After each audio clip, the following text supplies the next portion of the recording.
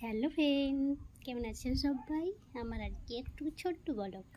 আমি কিছু জিনিস মিলেছি, সেগুলো আমি তোমাদের দেখাবো। চলো দেখিয়ে দিই। ধনে, এই গোটা ধনে যদি বাটা খাও, এটার স্বাদই আলাদা, বুঝছো?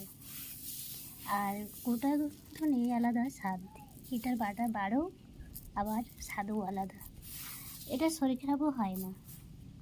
আর এই যে বড়ি, এগুলো আমি রোদে দিয়েছি। এই বড়িটা তুমি যদি খাও পালং শাক দিয়ে ঝাল করে বা পোস্ত করে, হেভি টেস্ট। তোমরা এভাবে করো। আর এই যে আমাদের তিল, ছাদে রোদে দেওয়া হবে। মকর আসছে, তিলের পিঠা কার না ভালো লাগে। তাই তিল আমরা চাষ করি বিক্রি করার জন্য। সবাই আসবে পিঠা পরবের জন্য।